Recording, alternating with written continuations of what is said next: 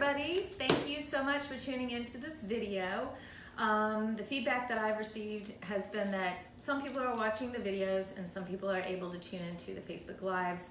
I realize this month is going to be crazy with the holidays, so I thought I would pre-record this and you can watch it at your leisure. Today I'm going to be showing you a couple examples of some personalized gifts and talk to you about a couple opportunities. I am creating these personalized gifts for the holidays, and I'm taking orders through December 1st.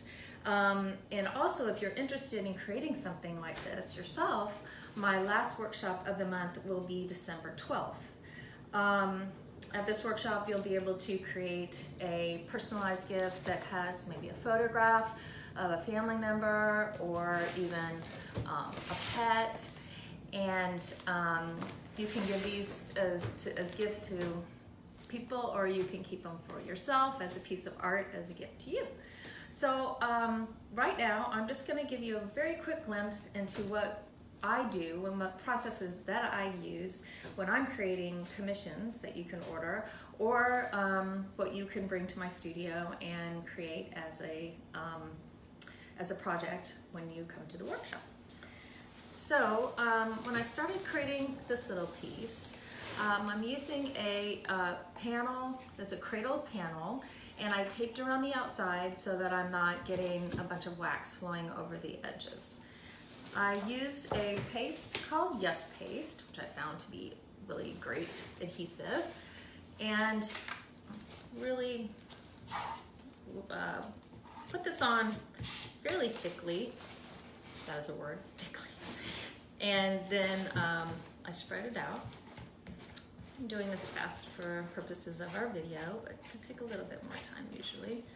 And can use your fingers with this because it's water soluble and doesn't harm your skin.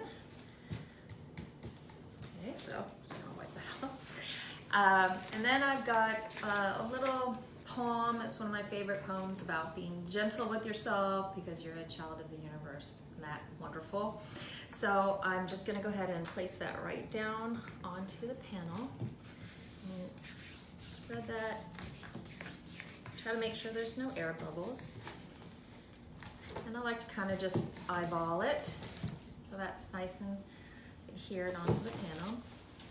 And then the most important part of encaustic painting is to apply the first layers of beeswax and fuse them into the substrate, and in this case the paper that is below it. Encaustic, I've mentioned before, means to burn in, to fuse, doesn't mean to mix wax with anything, and so that's what's most important here. So I'm going back and forth 2 times, and this beeswax is nice and got kind of a little milky to it. Added a little bit of white pigment to it, so this is kind of what it looks like when I put the first 2 layers. And fun part, so I'll blow torch that to fuse these first 2 layers.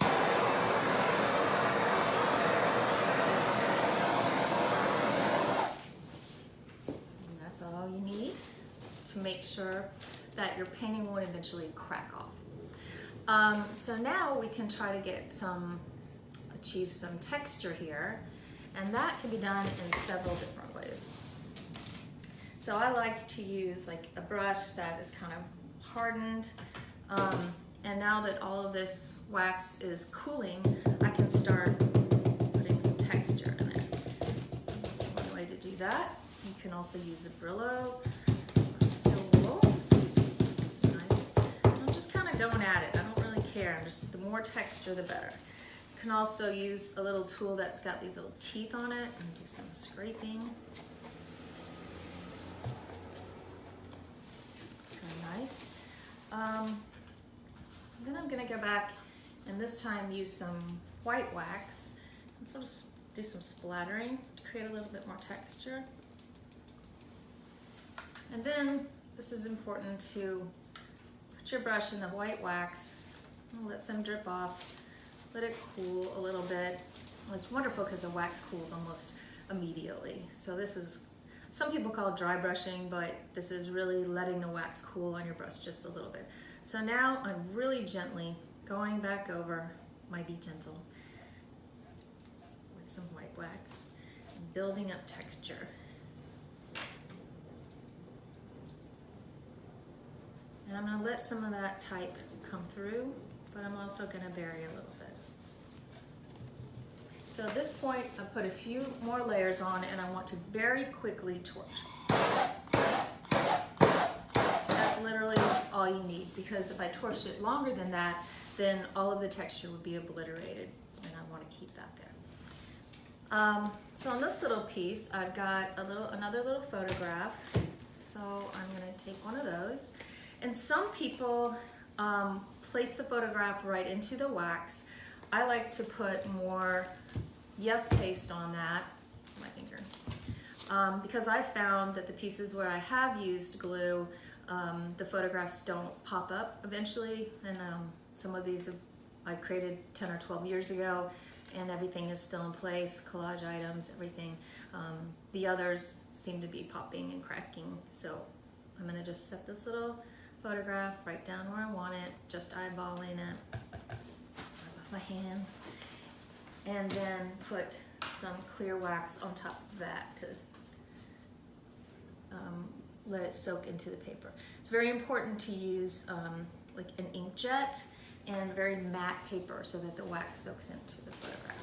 So this is kind of what we have going on right now. Again, I need to fuse.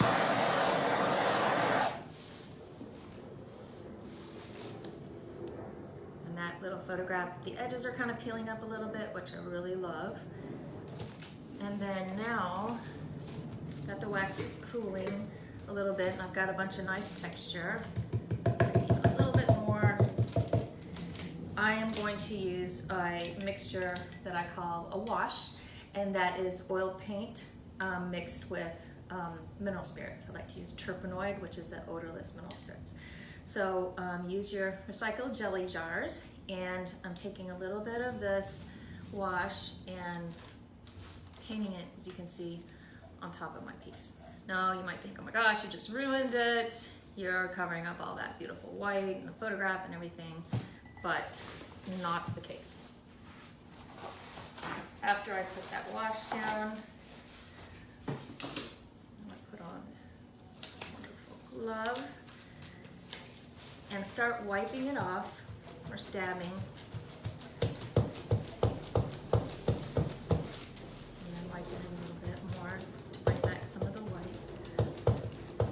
This creates a wonderful antiqued look and some fabulous depth to your piece. So you can see how it's becoming a little bit more antiqued, like this one. So I added a little flower to that piece. On this one, I'm going to add just a little bit of gold leaf. So you want to make sure that the wash is dry, but when you do, you can then take gold leaf, just press it down into the wax. So you don't need a sizing, which would be something you would put down on top of like an acrylic painting. The wax actually acts as a wonderful sizing and something for the gold to adhere to. So you can see that, but there's some wonderful little gold leaf going on there right around this little photograph. So then if I'm not seeing some of that type that I want to, I'll use pottery tools and scrape back off. So I kind of want to see the Be Gentle part, because that's important to me.